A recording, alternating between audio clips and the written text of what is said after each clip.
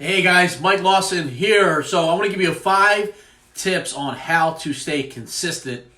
And if you are normal or if you're anything like me, you've probably struggled with consistency in some area of your life. And just a heads up, I'm going to be going live every day this week. So if you guys have a topic or just you want to hear my point of view on something, drop it in the comment section, send me a private message, and there's a good chance that I'll cover it this week. But I want to give you 5 ways on how to stay consistent. But it's important that to really understand that consistency is the hardest thing to master. We all start out great. We all have great intentions. We all say we're going to kill this diet. We're going to kill this workout. But how do you end up 6 months from now or a year from now, 2 years, 5 years? Do you have long-term vision? See, the key to success or accomplishment in any area is consistency. And you guys have probably heard me say before, what do you think is more effective? Working out 1 day a week for 12 hours or 5 days a week for an hour a day? Well, obviously 5 days a week for an hour a day instead of trying to fit it all in 1 day, because it's not effective. You want to be consistent.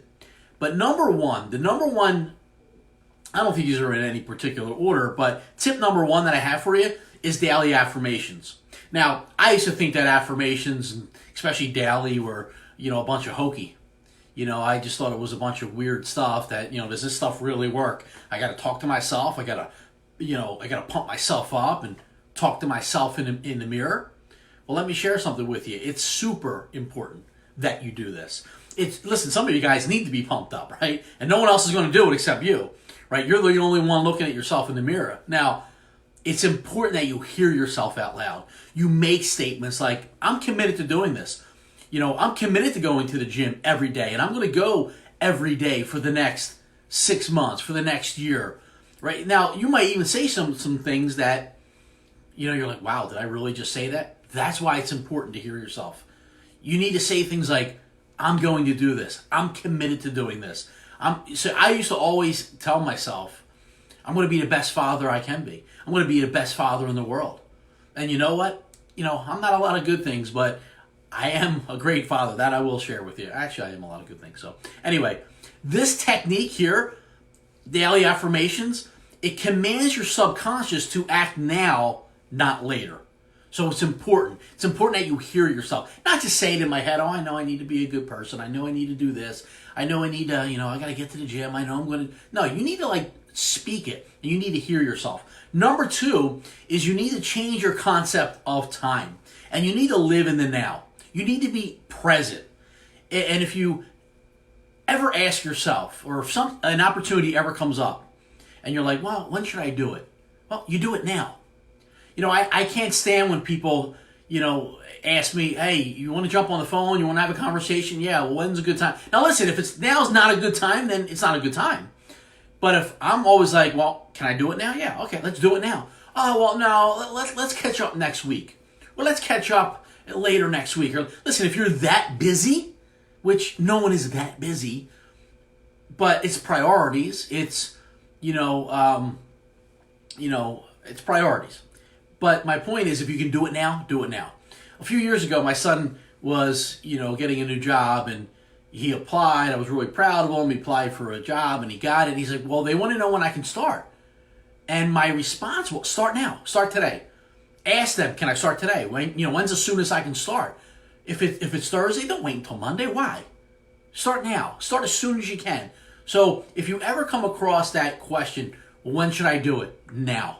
There's no better time than now. No better time than the present. Not tomorrow, not next week. See, anxieties and worries are in the future. If you have anxiety problems or you worry a lot, that's because you're worried about the future. So don't worry about the future. Do it now. Doing things now will take the place of a lot of anxiety, of a lot of frustration, a lot of worrying, a lot of what ifs. Okay? So start now. Tip number 3 is that you must have a plan. See, you want to have a plan in place that you don't have to think about it. And this was so true for me when I wanted to get into the best shape of my life a few years ago. And it was, I knew that I needed to diet. I've worked out for a long time. But I know that working out is just is a small portion of how you look and how you feel. It's really about what you're eating and the foods that you're eating. Now, I'm not a dietitian, but my point is the reason why, 95% of the reason why that I looked as good as I did and felt the way that I did is because I was prepared.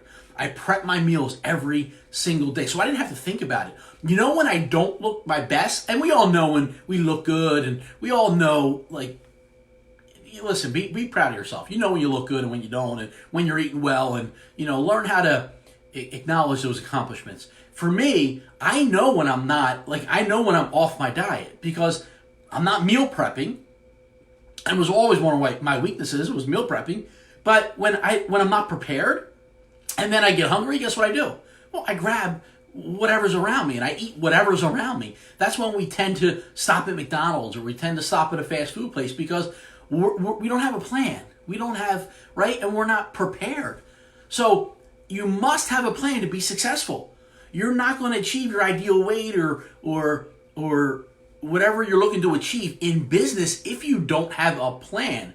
Because if you don't, listen, if you plan to fail, what's the saying? If you fail to plan, you plan to fail. And it's so true. See, we must direct our actions, our thoughts, our efforts, and our time. And listen, if you're emotionally invested in something, you're more willing and more likely to stay committed. See, I was emotionally invested in getting into the best shape of my life. I just went through a divorce. I was like, listen, I just hit 40. I wanted to I needed something. I wanted something just for my own personal, I don't know what you want to call it, but I needed something. So I said, you know what? I'm going to do this. I'm committed to it. Daily affirmations. I meal prepped. And I was emotionally invested. No different than me starting doing live videos 3 years ago. I put so much time in, so many hours, so much preparation. I am so emotionally invested that, listen, you guys are I'm not going to stop because I'm emotionally invested. And plus, I love helping people build their business on social media and do things the right way because there's so many people not doing it the right way. And plus, when you have a plan, it also increases your odds of success. Tip number 4 is that you need to understand that the self-doubt that creeps in, because it will creep in, it's temporary. It's normal. You're going to second guess yourself. You're going to have these times of self-doubt. Should I keep going? You're going to start seeing maybe other people surpass you or other people do it better than you. You're going to start comparing, get comparitis. And you're going to start to have self-doubt. That's going to creep in. And for me, that's the enemy creeping in. I know that, okay? No different than if you're on a strict diet and then you want a cheat meal. All of a sudden, you want a cheat meal, right? When you're not on a diet, you don't need cheat meal. You don't need ice cream. But all of a sudden, you're on a diet, you want ice cream, right? You want that cheat meal. Those thoughts are temporary. Go drink a glass of water. Let it go away. Or go have that cheat meal. Just don't make it a cheat day, right? Go have that cheat meal and don't beat yourself up about it. Or let's say you're scared to talk to somebody. You see a pretty girl or you see a guy that you really want to talk to, right? I believe that the reason why we get nervous around certain people is because there's a reason that we should be talking to them. There's a reason why that wherever that goes, it doesn't have to be romantic. My point is maybe there's a reason that we're supposed to meet that person.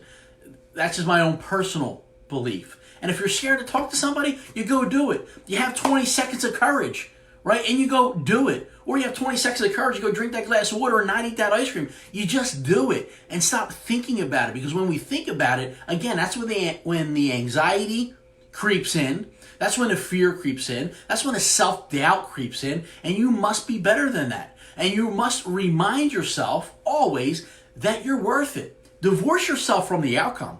It's the fact that you're scared to do it or you're nervous doing it and you do it anyway.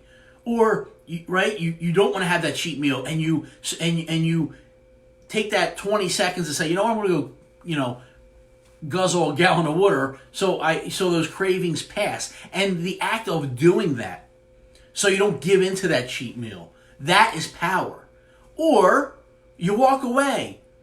Right? And maybe you do come back and maybe you do have that cheat meal, okay? But it's the power that you know that you can do it. But again, don't beat yourself up about it. The point is when you feel it, you do it anyway. And tip number 5 Last but not least is to do one thing at a time. See, a lot of times, we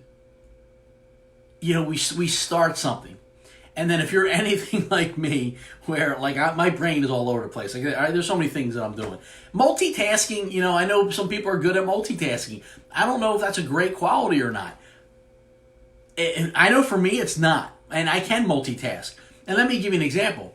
When I used to make cold calls, or I used to sit down and call resumes for my business, and I would be calling people, I know I'm supposed to sit down and make X amount of calls. Well, a lot of times I do it in front of my computer. Well, I would get distracted because then I'm playing on Facebook, or I'm playing on, back then it was, MySpace, or I'm playing on whatever, and I get distracted because I'm not focused on doing one thing at a time. See, a lot of you pride yourself on being a multitasker.